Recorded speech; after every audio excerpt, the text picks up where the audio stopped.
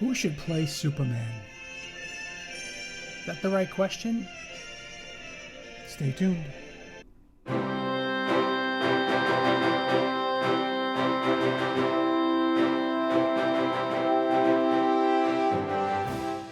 So, I've seen a lot of posts lately on Facebook asking who should play the next Superman.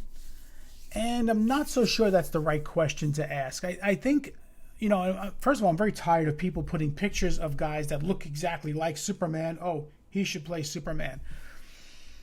That's not how it should work, okay? But I think the first thing we should do is look at who's played Superman on the big screen, small screen, no screen. And then sort of see how the character evolved in media. And then make a decision as to, what should we be looking for in the next couple of movies. But here's what I want to do. I want to go over who's actually played Superman because the list is ridiculous. It's huge. I know most guys will just say, or most people will just say, Henry Cavill, of course, Christopher Reeve, George Reeves, and that's it. Wow, no. There's so many more that we neglect.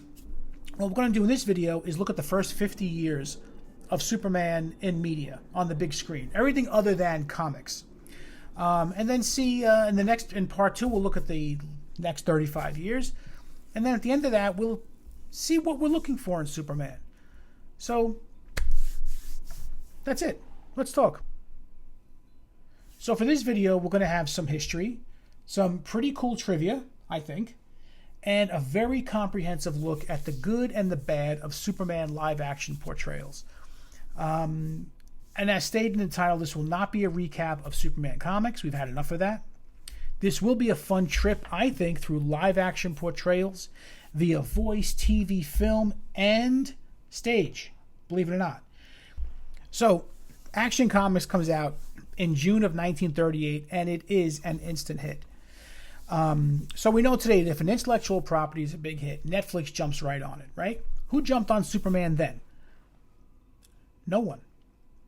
No one. Nothing happened in 1938 or 1939. It wasn't until 1940 that Ray Middleton portrayed the first live-action Superman at the New York World's Fair. Pretty cool picture, and would have been kind of exciting for a kid to see Superman in person. He basically just put on the suit and posed for photos, but still kind of cool. Then there's the strange, debatable, controversial case of someone named Mayo Khan.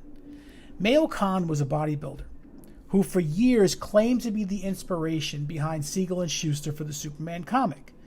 There is still controversy over this, although he did act as a model, from all I could research, for the first Superman cartoon, which premiered in 1941.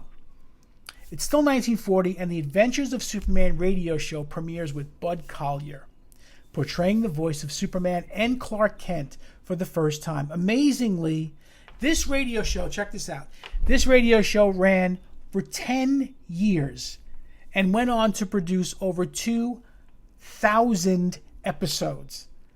Yes, basically doubling the amount of Action Comics in its run. I was lucky enough when I was a kid to get 4 Superman radio show LPs that were offered by Kellogg's, the original sponsor of the radio show. I think it was Pep cereal or Kellogg's Pep, something like that. And it was on the back of the cornflakes box in the 70s. My father ordered them for me without telling me, which was it was so cool. And then they arrived, he gave them to me, and I was just blown away. Look at the picture of these, though. They're awesome. So my father was the one that got me started into comics, by the way. So thanks, Dad. But then the radio show led to the Max Fleischer cartoons. Now, the Max Fleischer cartoons, if you haven't seen them, they're pretty good. Given like that limited tech back then with animation, they're really kind of cool and fun. And if you watch them, you get sort of caught up in the action of the story. It should be noted that Carol Krauser, along with Mayo Khan, who we just mentioned, served as models for these series of animated shorts. So in a way, they also portrayed Superman. So we can see Superman sort of, obviously muscle-bound. There's a problem I have with that, though. How is Superman muscle bound? How is Superman cut up?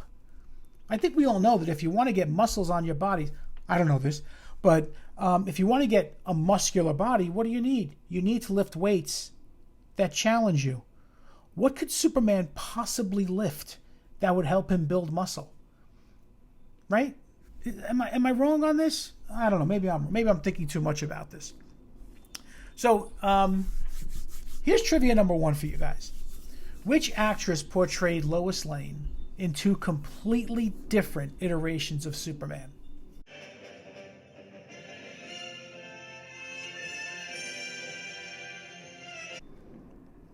The answer is Noel Neill.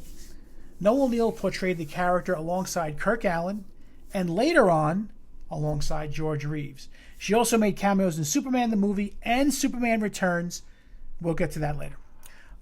So realizing that this character had major potential, Superman finally moved to the big screen in 1948 in the 15-chapter serial Superman. Now, if you don't know what a serial is, what they used to do is they created this sort of like a mini-series of episodes. And they used to put one of these chapters of these 15 or 12, some were 12, some were 15, in front of movies that were playing, on the big screen. So you'd see first maybe a newsreel, and then a chapter, and then you'd see the actual film. Every one of these chapters would end on what was called a cliffhanger, where you thought the hero died, and it would turn out that he got out of the car in time or whatever. He wasn't near the explosion when it went off, whatever. But kind of cool. Okay, and Superman starred Kirk Alyn. Kirk Alyn was a very handsome guy. I think he made a better Clark Kent than a Superman. And it also starred Noel Neill, that we just talked about, as Lois Lane. And this was very, very successful and was followed up with another 15-chapter serial in 1950 called Atom Man versus Superman. And by the way, if you can get these posters, they're very, very expensive. So look in your attics, look under your floorboards. That's where they seem to find these posters. And then in 1951, something magical happened, at least in my view. The Superman that really changed the game for this character appeared. Superman and the Mole Men premiered. And this was a feature-length film. And of course, when I was a kid, I didn't know that. I just thought it was a couple of episodes of a TV show. And it starred George Reeves. Did I just bang the mic? Sorry. George Reeves. This time they didn't use Noel Neill as Lois Lane. They used Phyllis Coates. And here's a picture of her. The success of this feature film led to a TV series called The Adventures of Superman, which to this day, for me, has one of the most exciting introductions of any TV series, superhero or not. Take a look. The Adventures of Superman. Faster than a speeding bullet. More powerful than a locomotive. Able to leap tall buildings at a single bound. Look, up in the sky. It's a bird. It's a plane. It's Superman. Yes, it's Superman. Strange visitor from another planet who came to Earth with powers and abilities far beyond those of mortal men. Superman, who can change the course of mighty rivers, bend steel in his bare hands, and who, disguised as Clark Kent, mild-mannered reporter for a great metropolitan newspaper, fights a never-ending battle for truth, justice, and the American way. So this series began in black and white, and then with season 2, began to produce in color. Had a great cast. This same cast that, Superman, Clark Kent, Lois Lane, Jimmy Olsen, Perry White. And the cast they were really into their characters. You could tell they loved playing these characters. But I gotta say, the storylines were not great. It really didn't push the boundaries of Superman. Most of the time, he just beat up gangsters. There was never a mention of Lex Luthor or any characters from the comics at all. They really steered kind of clear from the comics. As far as I remember, I could be wrong. But to me, George Reeves was Superman. And for every other kid in America, at this series debut, the case was the same. So here's another piece of trivia for you. I'm going to throw these in every once in a while. Who played both Superman and Batman in live-action, high-budget feature films?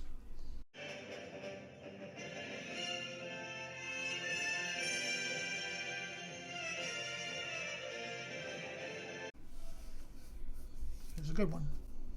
5 seconds. Ben Affleck. Ben Affleck. Of course, he played Batman in a few movies. We know that.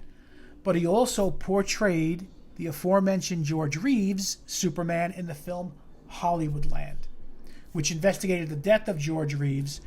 Was it suicide or murder? My opinion, murder all the way. This case should really be reopened with today's technology and settled once and for all, to be honest. The Adventures of Superman was a great success. Unfortunately, it only lasted 6 years due to the death of George Reeves. Stunning the country with this news, Superman would lay low for a while, but just like his death in the comics, he would come back stronger than ever. In the meantime, Superman was reprised through radio shows and various albums. In 1966, he would even get his own Broadway show entitled It's a Bird, It's a Plane, It's Superman, starring Bob Holliday. But the lights of Broadway must have been laced with kryptonite, as the show closed within 4 months. Poor Soups. But thankfully, we got the Super Friends. Now, I don't know about you guys, but I lived for the Super Friends. And Saturday mornings were all really measured around Super Friends, because they had all the characters on there. Very, very cool. Danny Clark voiced Superman in all the Super Friends iterations, but to be honest, the only voice to me on that show was Ted Knight, who did the opening narration, which is just fantastic. Their mission, to fight injustice, to right that which is wrong, and to serve all mankind. The Hall of Justice. Come on, fantastic. Here's quick trivia. How many different versions of Super Friends were there during the 1970s and 1980s? There were 7. And Danny Clark voiced Superman throughout all of them. Kind of cool. It was not until 1978, 40 years after the birth of Superman, that we truly believed a man could fly. Christopher Reeve, who arguably is the greatest Superman the big screen has ever produced, portrayed the Man of Steel in Superman, the movie. The production design, the story, the all-star cast, New York as Metropolis, and the unbelievable and unprecedented score of John Williams easily raises this movie to legendary status. While its staying power and relevance maybe wanes, year after year, I don't know if it's as popular a film as it used to be. It's going to go down in cinema history without a doubt. And you did believe a man could fly. Then there was Superman 2. This was a box office and critical success. And there was so many wonderful parts to it. I will say that there were some things I questioned, like some of the powers that the Kryptonians had. I won't go into that here. But it was a little weird. And then Superman throwing a patch. If you watch the movie, you know what I'm talking about. Unfortunately, there was also Superman 3. And then there was Superman 4, The Quest for Peace. Now, I love Richard Pryor. He does not belong in a Superman movie. And it's a shame that they had to end with these. And it only ended with this way because I think the property went over to another production company, Canon Films or some sleazy outfit like that. And it kind of ruined the franchise. But I have to say, Christopher Reeve, no matter what, he was Superman through those movies. No matter how poor the writing was or how much they cheaped out on the effects, he was Superman. And he took that role very, very seriously. Trivia. Which high-profile villain did Christopher Reeve as Superman battle that was left on the cutting room floor?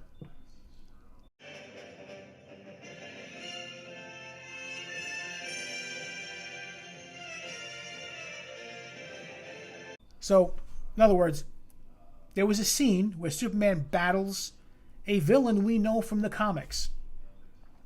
And they cut that scene from Superman 4. Anybody? Bizarro. At least some iteration of Bizarro. So Superman battles a Bizarro type character. He's never actually named. Could be the first version of the Nuclear Man character they had in that show. But he was created by Lex Luthor in Superman 4. And you can find that deleted scene online. One of those videos has background music that's really just insulting to music itself. The scene is laughable. But even throughout that scene, if you go and watch it, watch Christopher Reeve. He doesn't trip up at all. Okay? He's professional. He's serious. He's just fantastic. Fantastic. After this, though, it would be nearly 20 years until Superman would return to the big screen. In the interim, there will be various animated shows, most notably Tim Daly as the voice of Superman, an abundance of video games, and another radio show, but the small screen would now begin to be dominated by Kal-El. Superboy, played by John Hames Newton and Gerard Christopher, would run for 3 seasons, leading into Lois and Clark, The New Adventures of Superman, starring Dean Cain and Terry Hatcher, which would run for 4 years. And they captured a very loyal audience. I personally never watched it. I'm not sure why. I maybe I should give it a chance. I believe it's on HBO Max. I should just give it a shot. Trivia. Here's some trivia. How many Supermans were actually in Superman the movie?